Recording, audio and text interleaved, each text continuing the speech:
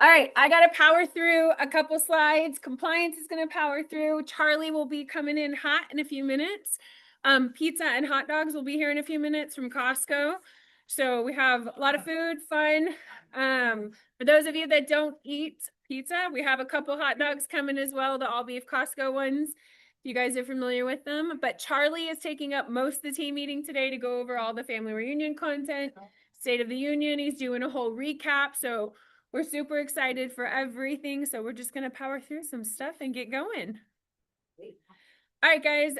So our mission, for those of you that are new, we like to say it together. It's down at the bottom, second column. To build careers worth having, businesses worth owning, lives worth living, experiences worth giving, and legacies worth leaving. All right, bucket fills. A shout out to anybody who helped you out over the last week. I'll kick it off. Just a huge thank you to all the teams and vendors that participated in Opportunity Knocks yesterday. It was an amazing turnout. We had over 45 people run through. So super excited for that. Yeah, Mark. We got two, Briar cleaned one of our listings the last 2 days, so thank you for doing that, Briar. Awesome. Jennifer Bureau did a different listing for us. Heck yeah.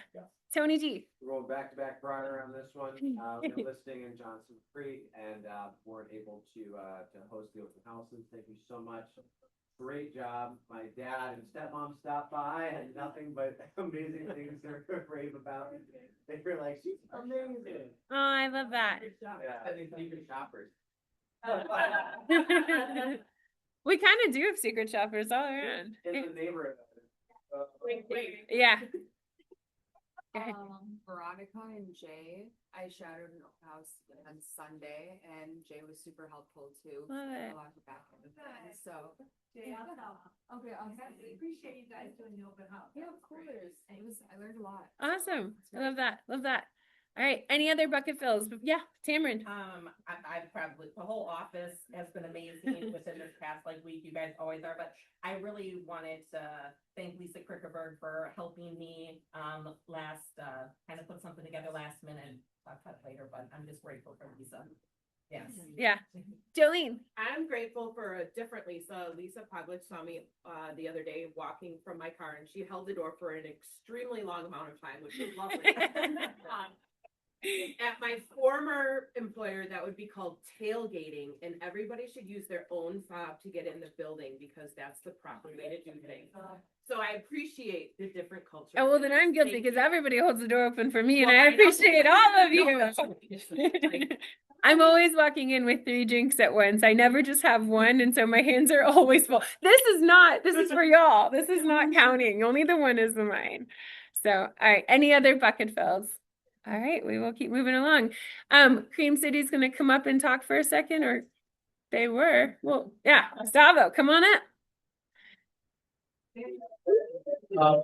Hey, by the way, the new calendar is pretty sexy. I have one on my desk. Who wants a calendar, by the way? Y'all, it is them. They're modeling in every month in different poses. In different poses for every month. Do you have that in like a 18 by I have 24? I have one on my desk. I will bring some over and make sure you guys can take them out. I will make this nice and sweet and short. Like I said, right now, what's happening, as you guys know, crazy offers are coming in homes. So obviously getting pre-approvals are critical. I had one this weekend. They got pre-approved online up to 400. I could barely get them to 350. And the starting point was 350. I'm like, I don't want to put you guys through this, right? And it had to be, it was bad news, unfortunately, but pre-approvals, we're always available 24/7. The market is literally like this. So yes, rates are trending down, but we have an occasional spike, an occasional dip once in a while. So just know that we're gonna do our best to obviously get the best rate to you guys. Do you guys have any questions for me? What is the rate today? So today, 661 is where we're at right now. Again, we're talking top tier, right? Top tier buyers, something like that. This weekend I locked in a couple 5/8 before before the oil spike happened, into Monday morning.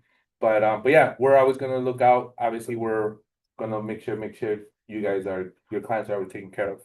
Any other questions? Anything you guys comes up? Praise waivers, you guys, I feel like I'm preaching the choir here, but praise waivers are still happening. I guess one of the things is you don't need 20% down. That's a big myth. You don't need 20% to get praise waivers. We can get them as low as 3% down. Oh. FYI. So even those buyers are like, oh, I don't have 20%. That's okay. We can still make it work. Other than that, yes, sir. Just a quick shout out to this, we had buyers that put in an offer and we ended up getting a chance to put in secondary offer on it kind of, and it was like 6:30, 7 o'clock at night on Saturday and Gustavo answered, got everything done. We didn't get the house. We went over like 17.5 over and still didn't get the house. Dang. But he was available, wonderful, and thank you. Yeah, my pleasure. Absolutely. That's what we're here for. Love that. But yeah, it's we work when you work. So Awesome. Appreciate it, Jerry. Careful with that. We got some that work at 1 a.m. I know, because they messaged me. No. All right. Congratulations, Amy, on your first closing, and Marcia with your first KW closing. All right, awesome job. Awesome job. And then, well, come on up.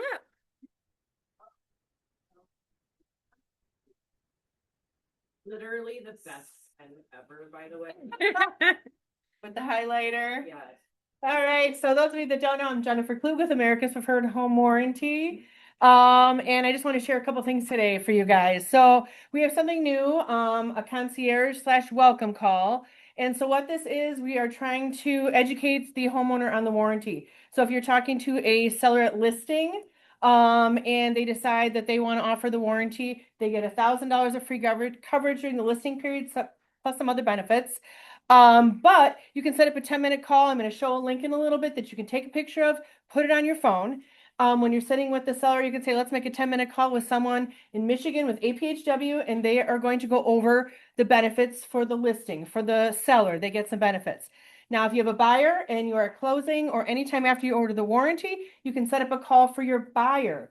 10-minute call with someone in Michigan. They go over the warranty plan, how to file a claim, answer any questions. They get the person for the whole year. We actually call back and ask them how they're doing. How was that claim? Do you have any more questions? And you know, your agent Ross is always looking for referrals. Do you know anybody looking to buy or sell right now? We've had some wins with that. So we are trying to keep your name 6-9 months later with this homeowner. And they're getting money to offset the cost for repair replacement. So it's pretty cool. And we're also, it's coming down the road, but we are going to be having a consultation call. So if and you can reach out to me anytime for this now because we're trying to launch it slowly but surely. If you're working with a seller or a buyer, it's not your job to sell my warranty. It's our job to sell the warranty, and we want to take it off of you. So if you're talking to them and say, you know what, let's set up a 10-minute call with someone with APHW, they're going to tell you the benefits of the listing warranty. They're going to tell you the benefits for the buyer on your warranty, and you guys can decide if you want it or not. So it's taking it off of you, putting on us. We're had 25 calls, we're selling 24 warranties. So it's pretty awesome. So we want to do that for you too. So reach out to me on that. And I just want to go over the numbers a little bit from last year. So 2025 with APHW, Keller Williams Milwaukee we paid $43,000 in claims to your people last year. 119 were paid. We had 240 warranties. I'm already seeing warranties skyrocket the past 2 months. I'm having great months, especially because the sellers are putting it on listing up front. That gives them the upper hand. They get a little more control for negotiating later, and they get some benefits. And then, so yeah, Martha out of the Milwaukee office had 8 homeowners that had used claims last year. Jackie Peter were 7, Lori Leah Bird were 6, Mary Deacon, Jessica, Jeannie. So these are just showing you, I just wanted you guys to see the numbers. It works. We are doing and selling warranties. You guys are helping me sell warranties, and we're paying claims. So thank you guys so much. I look forward to a great year, and then I'll just have you pull up so if you want to take a picture of this is what you can save to your phone. And so what this again is so you can set up that welcome call when they get the warranty. Just save it to your phone. And it's a 10-minute call that you can set up. We want us to partner, literally have a better partnership so that we are there for you. We're making sure that they are getting great customer service. Your name is coming up all the time. Make those appointments and we'll take care of them the rest of the time. So Thank you guys so much. I Awesome. appreciate you. Thank you. All right, March calendar is full pack, so make sure you guys are paying attention to Kathleen's emails and subscribing to the calendar. Productivity coaching coming up. We have fine tune your CMA on 3/16 next week on Monday, and then the listing presentations and listing contract on the 23rd, and special guest coming up on the 30th. And then if you guys did not plug in, I heard nothing but amazing feedback on this last call, so make sure you guys are plugging in Thursdays at 11 a.m. Workshop. I don't think they are recorded. I'll find out. Yeah, but we will get an answer. And then just a reminder for those of you that are hanging around to play from some Mario afterwards, they'll have them set up here on the TVs. We're excited for that. And then Lunch and Learn coming up tomorrow on the 11th at 11 a.m. at the Innovation Office. They're doing an insurance class for those of you that are wanting to go. And then we also have the Listing Edge turning warranties tomorrow at 11 a.m. with the Zoom link. So we'll get that posted for you guys. And then for those of you in productivity coaching and outside of productivity coaching are welcome to come. Joe Cordici is going to be here in person on the 20th teaching at the offices. So we're super stoked for that. That'll be here at our office here in New Berlin. So those of you might recognize him in all the videos. He will be here in person, and he's teaching great content. You don't have to be in PCX to attend those classes. And then guest speakers, like I said, coming up on the 20th is Joe. We have Stacy on the 15th of April, Lucas Hine on May 7th, turn weekly planning into daily execution. And then May 20th, Marcus Green, leveraging AI to seal the deal. We'll post all this out on the Facebook group as well. And then just another reminder, guys, we're getting closer and closer to the Easter Bunny event. Thank you again, Ross, for dressing up as our amazing Easter Bunny. Yeah. And 10 to 1 p.m. Remember, if you have clients coming, we ask that you bring pre-filled candy eggs, the plastic eggs filled with candy, so we can do the Easter egg hunts here inside the office. We do it inside because the weather is obviously crazy. We go from 72 to 40 in a day. So, and 6 by Monday from what I hear. You can skip. You want to skip? All right. Okay, so we're going to skip compliance and go right into Mr. Stale. Robin. How are you guys? Great. Awesome. All right. I'm gonna do a quick lesson for you. Okay. Lesson 1. Don't try and dunk a basketball in your kid's basketball game. I now feel my age. 2 is what I'm going to share with you today. Shocker is data. Okay. But the data should drive your behaviors. Make sense? So my goal today is every year family reunion, Gary gives this big vision speech, and it's around like the state of the economy, the state of the industry, and it's a 3-hour long presentation. And my job is to basically synopsize it for you to say, what should I be paying attention to? What do I need to know? And how do I articulate this data in a short amount of time? And how do I give you a 3-hour presentation in about 20 to 25 minutes? Cool. The good news is, and I've been saying this to this group for the last several weeks and months, like there's a lot of wind at your sails, and I'll explain why that is. And if you've survived the last 3 to 4 years in this market, you will thrive in the markets that are to come. We're entering out of a very difficult stretch within the market, and lots of good things are happening. My job is to help you understand what those things are and how do I articulate it so that people take action. Because in a world where there's a lot of geopolitical conflict and there's a lot of instability, people want to come to you to predict the future. And the way that you understand the market analysis and the market data is what allows you to speak of confidence so that people seek stability. Does that make sense? Mm-hmm. And the best news is you get to sell one of the most stable assets that anyone might have on their balance sheet, right? And so how you sell that in terms of how you communicate that with conviction is what will allow you to create action with your clients. Make sense?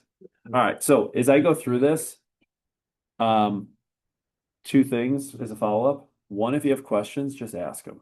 It's way easier when we have a dialogue. Two, at 1 p.m., I already have this pre-scheduled, so you'll get all of the slides with all of my commentary and all of my notes, and it will be in your inbox at 1 p.m. Cool? Great. Love it. All right. So here we go. General, and by the way, anything you see in yellow is my notes. Okay, my interpretation of the notes and data. So general commentary, our job is to bring perspective and knowledge to our clients. If you don't have perspective, you miss an opportunity to articulate your knowledge. We have to be the voice of reason and truth for our communities because we can't allow people to buy headlines. Okay? And you must do the activities that cause things to happen, otherwise your business will look like the market. Right up front. So let's get into it. Home sales, a couple things to point out. History has a tendency to repeat itself. What do I mean? Coming out of 06, 07, you saw the decline and during 08, 9, and 10. What happened was we went through a period of 4 years of really suppressed sales from 08 to effectively 12. And history has a tendency to repeat. And then we had effectively a 12-year run where the market was running up to a peak in 2021 of 6.1 million transactional units. And then history has a tendency to repeat itself. So what happens? The market got reduced by roughly a third in the matter of 2 years. And now we are entering into a period of another 3 to 4 year reset cycle. Okay. All cycles have a prolonged period of about 3 to 4 years. Point being is we think coming out of 2026 and looking ahead into the future that we will continue to see more transactional units for a variety of reasons. The 2025 didn't get progressively better, and yet as we look ahead, it should get progressively better the deeper we go into this. It was the worst 3-year stretch we've seen in transactional units in over 30 years. And the good news is it's never been worse. And it's never zero because people have life events. Point being is, I'll get this. Here's the big picture on this slide. All down markets last for about 3 to 4 years before markets start to rise again. And if you look, the last rise took about 10 years to hit to its peak. You should have a good runway ahead of us. Okay? Now, home prices, couple things to point out here, and this has to do with recency bias so that people, your clients who are like, oh my God, I don't want to buy in the top of the market. I don't want to buy in the top of the market. They won't. Here's why. The long-term appreciation trend is 4%. That's what I point out here. Okay. What you have to understand is in 2006, at the peak of the market before we had it fall off a cliff, we were 21% above the 4% appreciation line. Okay, 21%. That's substantially over-indexed. When you look ahead to where we are today, we're only 7% above the long-term 4% appreciation line. Okay, and nationally, they're expecting prices to appreciate around 2% in 2026. Okay, so the comment here is everyone has poor perspective on pricing. Okay, prices 2x every 10 years. Prices 2x every 10 years. So appreciation might slow, but over time it only goes up. Okay?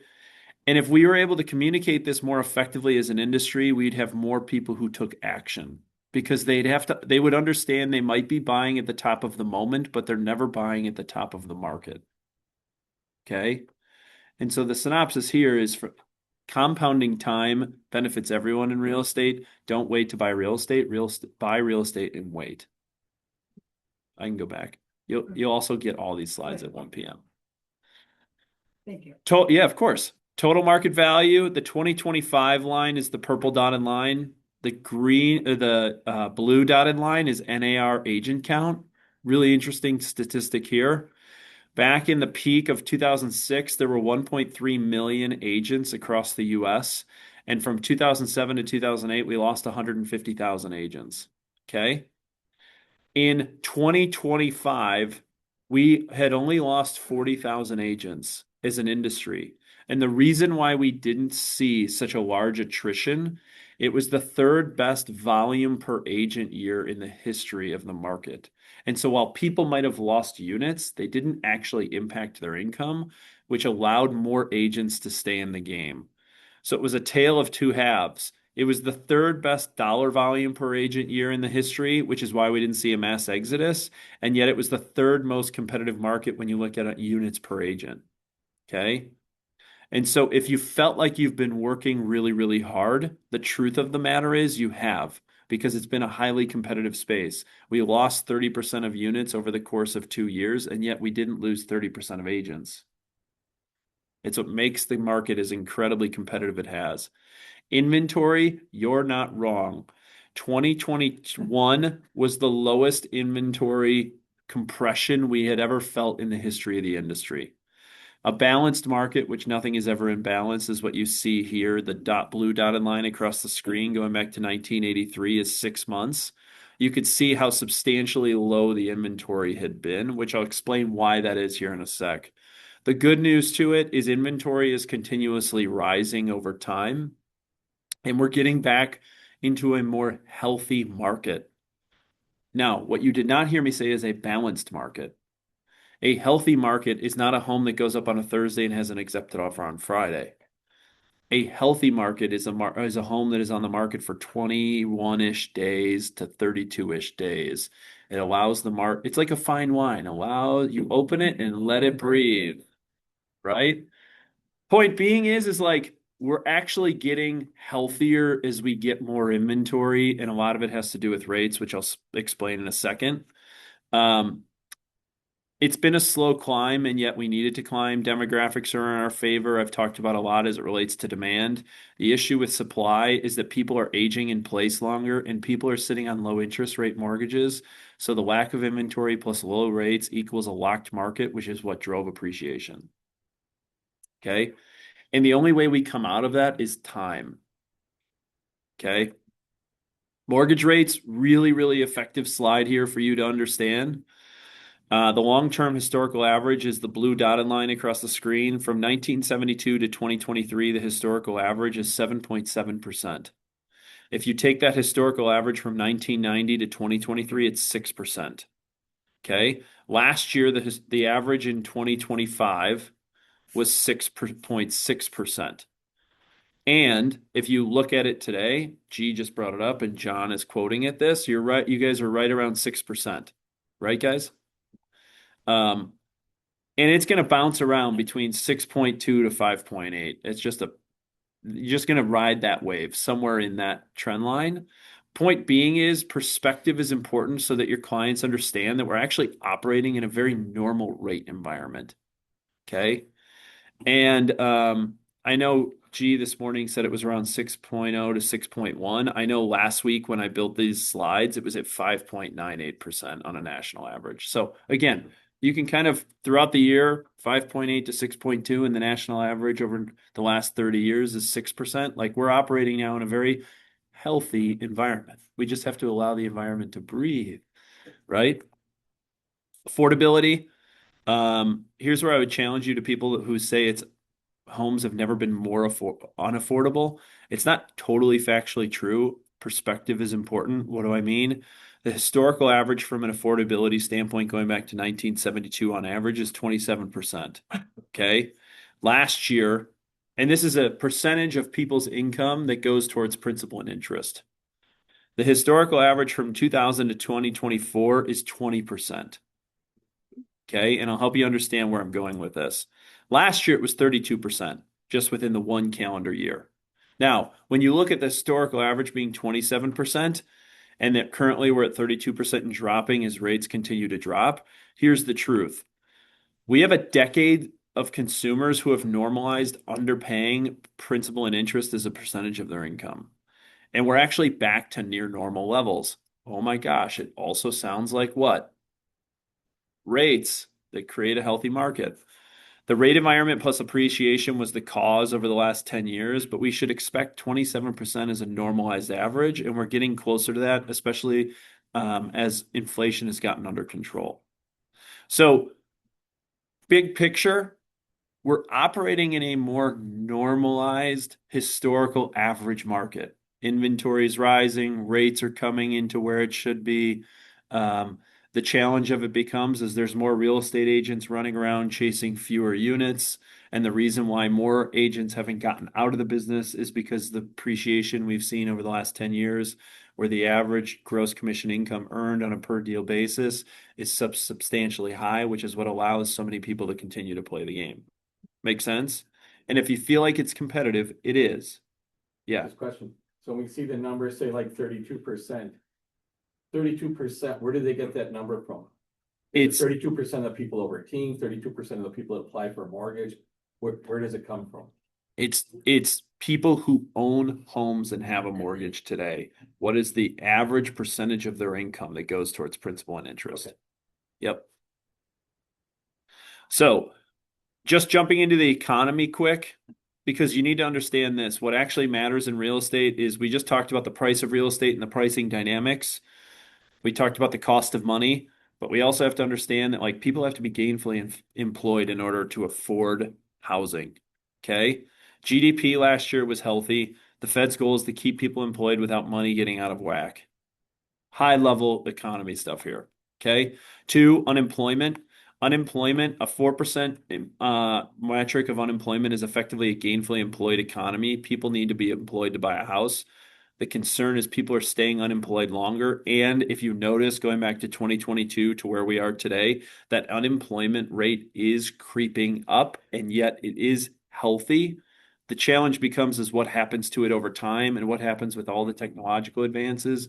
Where will that go with job growth? Something to pay attention to. Interestingly enough, when unemployment is down, appreciation goes up. When unemployment is up, appreciation goes down. So I'm flipping back and forth to help you understand. Look what happened in 08, 9, 10, 11, and 12, and look what happened to appreciation. It went down. And then look what happened to unemployment was super low the last 4 or 5 years. Look what happened to appreciation. There's a direct correlation between unemployment and housing prices. So the reason why we pay attention to every quarter when they give our labor statistics as it relates to unemployment and job growth, it's a future indication of the strength of our price appreciation or depreciation as it relates to the assets that we're selling. Does that make sense? Super simplistic way of saying, if unemployment's down and jobs are up, it's good for us. If unemployment's up and jobs are slowing, that's an indicator that we need to be paying attention to what might come. Yeah, Tony. Just out of curiosity, when you do some of like the monthly like market recaps, is there any way to drill down a little bit more of like how does Wisconsin compare?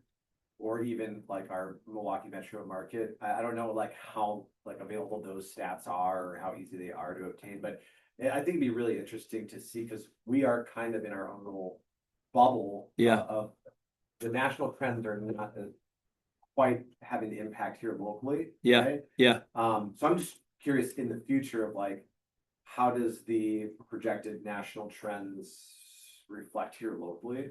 Here's the truth. You're not wrong that we are in a little bit of a bubble. What always happens nationally, though, does creep to us at some point. And the challenge as it relates to some of the macroeconomic fixtures like unemployment and job gains in southeastern Wisconsin, the data isn't as readily available as it is on a national basis. Yeah. Okay. And so I try and glean it. Super delayed. Yeah. You're getting the data like 6 months later. Yeah. But there are some things going on around the 43-94 corridor you need to be paying attention to, which I'll explain in a second, which is why the region I think is growing. Okay. Here's the concern though. This is unemployment. What you see in orange is the number of job openings, and the blue is the number of unemployment. I'm going to zoom in here quick. One concern that we are paying attention to nationally, though, is that the unemployed number has now surpassed the amount of jobs that are open in the U.S. Okay, GDP is healthy. The unemployment metrics are healthy, but again, you want to try and pay attention to trends. And this is national, not necessarily local, and I'll get into it here. Job growth has slowed. Okay. Last thing as it relates to the economy, inflation is effectively under control. It was a big hot button topic for several years. Just know that like inflation's under control, job wage growth is under control, and we're not in a bad spot. So economic risks for 2026, policy volatility. Let's just hyper micro into southeastern Wisconsin to Tony's question. Anybody know the backbone of our economy in southeastern Wisconsin? What keeps people employed? There's a certain sector within our economy. Manufacturing. Manufacturing. Food and beverage specifically, a variety of manufacturing is the core, what keeps people employed in southeastern Wisconsin. Now, what has created the most amount of volatility within manufacturing? Tariffs. So you have to pay attention to tariffs because tariffs drive manufacturing. Manufacturing drives our jobs. Jobs are what allows people to buy homes. But just something to pay attention to. 2, weakening labor market. 3, an AI market correction. 4, inflationary pressures. And then 5, there's geopolitical conflict going on in the world. Now, I want to share with you one thing that I got a question to I gave this presentation last week, and it's this. Okay. A question I got from someone was, hey, with everything that's going on right now in the Middle East, I have clients that are asking me, what do I need to do or what do I need to know to be prepared for this? And I said, well, the challenge of it is I'm not entirely sure where it's going. The only thing we can do is look back into history to understand when conflict has arisen in the world, big global conflict, how does this impact real estate? So here's a really good lesson in it. Let's just look at 2001 really, really quickly. What happened in September of 2001? September 11th, that effectively caused the global war. And if you look from 2001 to 2007, 8, 9, we had a really big run up in appreciation in residential real estate. Now, let's fast forward. Something happened in 2021. Anybody know? COVID. 2021, February of 21. Oh, February 21. Ukraine. Russia invaded Ukraine. I'm thinking geopolitical conflict here. Okay. 2021 through where we are today, what happened in residential real estate? Appreciation. Okay. Here's the synopsis that you have to be able to communicate to your clients. I don't know what's going to happen in the world as it relates to political conflict. And yet the last 2 major geopolitical conflicts has caused a run on appreciation in residential real estate. Why? Because the world looks to stable assets during unstable times. And so what happens is people start buying real estate. Similarly, you hear this run up on gold, silver. Pat, to your point, during COVID, people were buying. There was a big run up on interesting consumer products, right? The point being is real estate is arguably one of the most safe and stable assets over long histories of time. And so during geopolitical conflict, people will allocate capital towards safe and stable assets, i.e. real estate. And so what you can say with confidence is say, I'm not sure where this is going. I'm not sure what it will lead to. And what I know is over the last 2 major geopolitical conflicts, it actually has caused a run on residential real estate because people want safe and stable assets. Is that helpful? I thought it was an exceptional question that I got last week. So I thought I'd share it with you.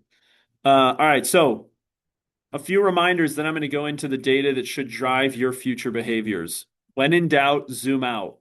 What do I mean? Look for historical context. 2, if you aren't providing perspective and being the economist of choice for your clients, they will get a myopic view of the world. You need to be the voice of reason in your market to help people navigate complexities, and people want the ability to predict, not because unpredictability creates uncertainty. So let's get into the more specific as it relates to our industry. I shared with you historical average sides per agent has been really, really competitive. Last year, it was 5.4 on average deals per agent across the U.S. In southeastern Wisconsin, our GMAR average was 5.5 average deals per agent. In our KW ecosystem, we averaged 12 deals per average agent, 2x more than the industry average. Okay. We are operating right now in a world where there is equal opportunity and unequal reward because there are tons of agents that have had or will have their best year ever. It feels harder than it was because it's true. There wasn't much agent attrition. Volume per agent, the reason why we didn't have much attrition is because it's the third best year. So the per agent volume metric is healthy. GCI won't determine GCI will determine your income and manage your expenses effectively. New home starts. I alluded to a foreshadow of why we have such a compression of our inventory. You have to go back into history to understand it, and here's why. From 2008 to effectively 2019, an 11-year run, you can see the new home starts versus the historical average, which is the blue dotted line across the screen. We lost 11 years of new inventory builds that just compounded our inventory issue. The challenge of it is it's going to take another 11 years for us to even catch up again. So we're at where we are from an inventory standpoint and appreciation perspective because we lost a decade of new home starts. Student loan debt, it's out of control. It's just not improving. You have to help people navigate their situations to become a financial steward and fiduciary. Home insurance, pay attention.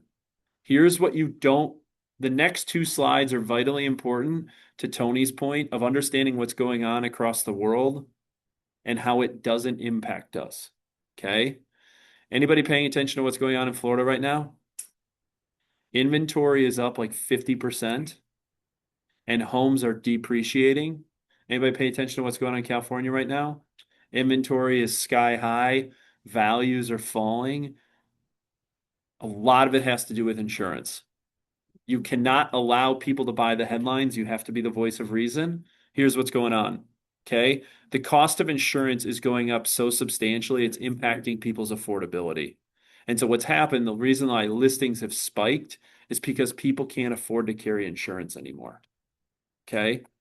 So here's a really important slide to help you understand what's going on nationally and why it's not impacting us. Post-COVID, there was a huge migration from the Northeast and Midwest to the Southwest, Southeast and Southwest. Okay. And over the last 2 years, we have had a substantial amount of non-renewal rates where insurance carriers are non-renewing people's homes. And so what's happening is people either have to become self-insured or they're paying $100,000 a year in premiums to carry insurance. And so now there is a reverse migration where population is actually going back into the Northeast and back into the Northwest. What? Did you read my website? No. But here's why. In the Midwest, the non-renewal rates, we are in a very stable real estate environment. Okay. So the way you're going to combat headlines so that people aren't freaking out is we have a low incidence rate of natural disaster and we have a high accessibility of fresh water. Now, Tony, I'm going to go back to you for a second. You asked about the local microeconomy here in southeastern Wisconsin. If you travel down 43 to the Illinois border or you go north to Green Bay, what do you notice? Data, construction, data center, data center, data center. Why is Microsoft investing $8 billion in a data center to the south? And why does Port Washington have one of the largest data centers going in the country? Fresh water and low incidence rate of natural disaster. Okay. All of that will create jobs in our microeconomy. When those create jobs, it allows people to buy homes. Okay. I'm very bold. The other thing that you have to note, and this is just more me getting geeky about where we live. If you didn't know this, Dane County is the fastest growing county in the U.S. It is the fastest growing county in the U.S. because of their tech and healthcare sector. Epic and Exact Sciences are driving the economy, and then all the vendors that provide resources to those businesses. What's going to happen? Madison is growing east and Milwaukee is growing west. And over the course of the next 10 to 15 years, they will become communities that are intertwined. For those of you that have lived here for a while, we've seen this as you drive west to Madison. Between Oconomowoc to Madison 20 years ago, there was nothing. And now you look at where there is on the east side of Madison and on the west side of Oconomowoc, and it feels as if it's just community. That trend is going to continue in our area. Be able to speed a lot better during that. So good news for us here in southeastern Wisconsin. Now, really quickly, asset allocation is a financial investment. The amount of money that's being held in real estate is growing. People are putting it into it to mitigate volatility. And you can see going back to 2017, it was as low as 14%, and today it's at 19%. Good news for us. All right, last thing before I wrap up in the next 5 minutes. This is an exceptional profile of home buyer and sellers across the US. This should tell you everything where you should be putting your time, energy, and effort as it relates to buyers. And it should tell you everything about your time, energy, and effort where you should be putting it towards sellers. Anything outside of that is noise. Okay? Couple things to note. Real estate's a contact sport. There's never been a better year to be the economist of choice.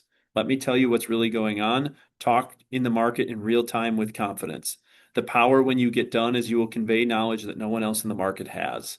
The reason it's important, the majority of people only interview one agent. So if you aren't the voice of reason, you're irrelevant. Okay? So first-time homebuyers last year, it was the lowest it's been in the history of our country, 21%. On average, it's normally 40%. Millennials are struggling to access housing. We need to provide an avenue to build wealth and create education. If everyone understood that homes 2x in value every 10 years and that time in the market compounds, more people would be taking action. We just don't do a good enough job communicating this. Okay? Primary reason for purchasing a home, interesting trend line, desiring to be closer to friends and family in the last 10 to 15 years has grown substantially with the way that work habits have changed coming out of COVID. Okay? First step in the buying process, hint, hint, 74% of all searches either start online or with an agent. Would you mind closing that door quick? Thanks, Don. Or Lisa, will you close that one for me? Yeah. Perfect, thanks. Value of website features. You want to see where I think a lot of agents make mistakes? They put a lot of time, energy, and effort into their website of things that don't add value. What adds value? Property information, property photos, tours, real estate information, so on and so forth. People are seeking information. You have to educate them. Most of you are putting very selfish content out there. Look at me, look at me, look at me, instead of add value, add value, add value. When you add value, they will look to you as the resource. If your content is only selfish, they will view it as such. That's my word of caution as it relates to content creation. What is a waste of time? Here's the things that are a waste. Okay? Provide useful information online because they're starting online to educate themselves before they contact you. Method of a home purchase? Yeah. Good. Method of a home purchase? 88% of all transactions. Oh, get this. 88% of all transactions in the US last year utilized a buyer agent. 88%. Okay? In a world of complexity, people understand and seek your expertise. We literally know this because 88% of all transactions had a buyer agent. Notice the trend didn't go down post buyer agent commission, yada, yada, yada. Okay?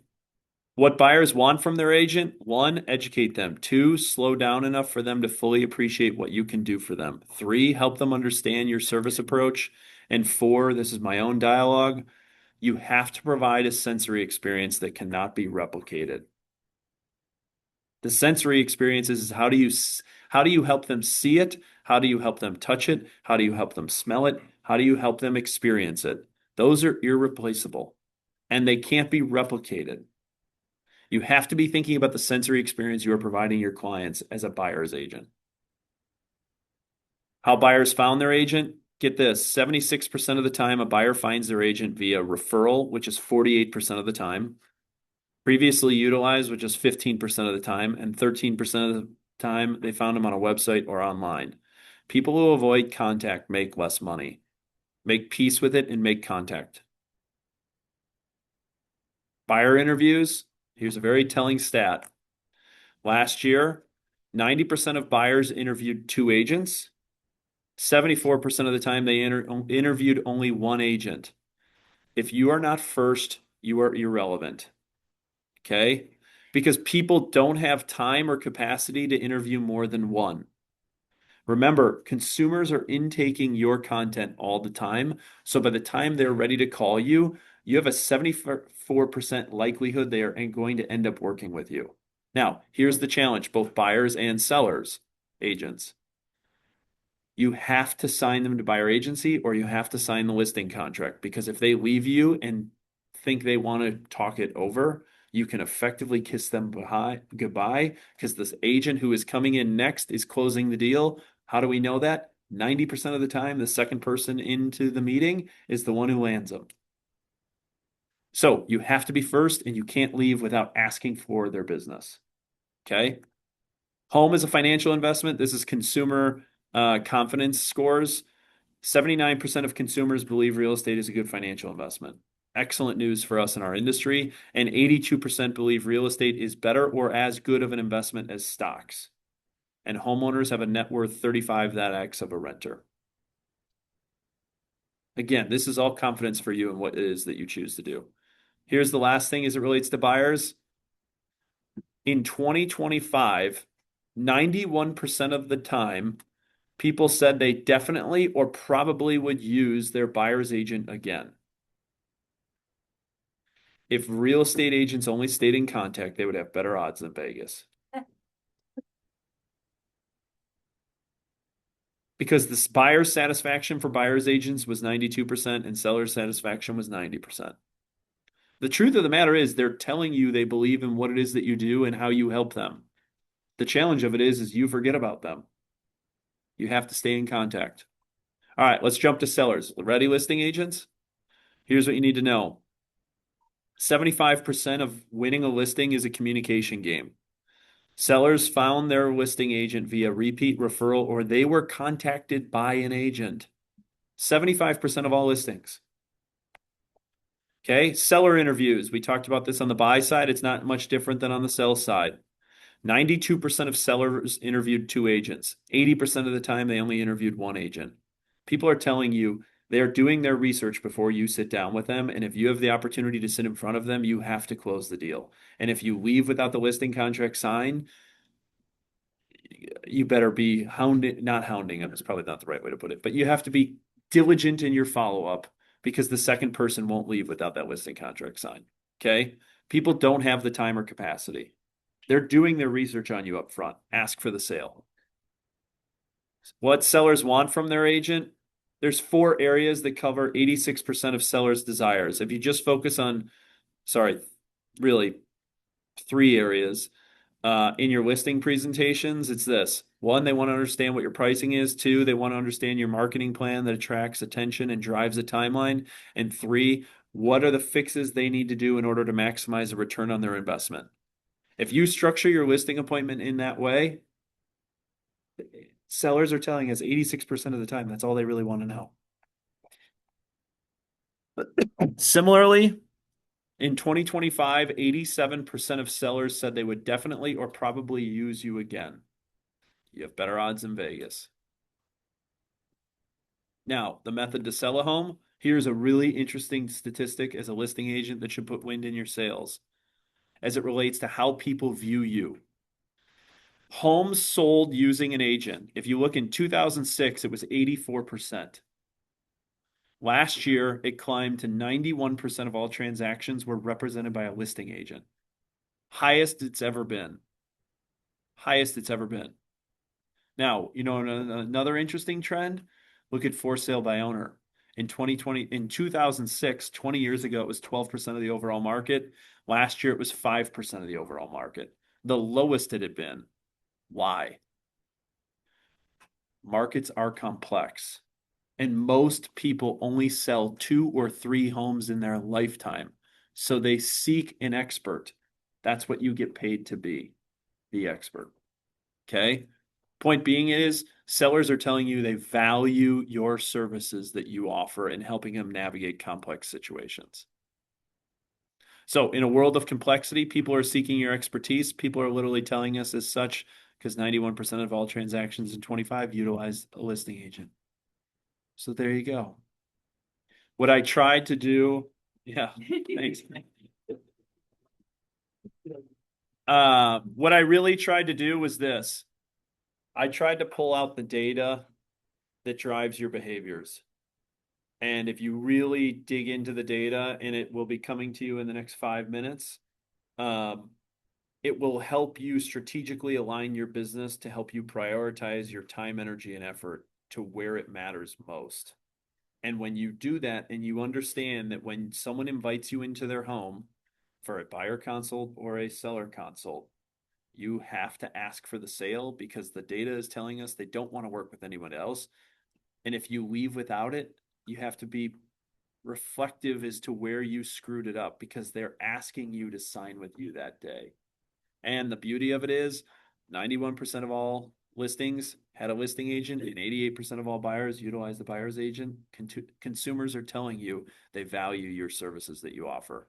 Be confident in it, be the voice of reason in your communities. And if you do that to create predictability, you will create action for your clients and win more deals. Helpful? Sweet. All of this you'll get from me here at 1 o'clock. And if you have questions to it, feel free to hit me up. I'm happy to help you think it through and serve you however I can. Sweet? Yeah, thank you. Love it. Janaya, is there a slide for the tree? Okay, perfect. All right, guys.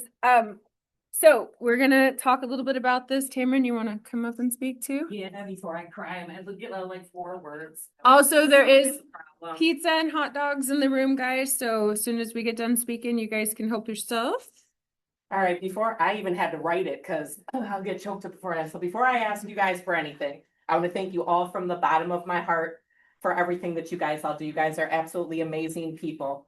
I know a lot of you guys supported when we did the Christmas event, and I never got to tell you guys, but there was one family that reached out to me in particularly.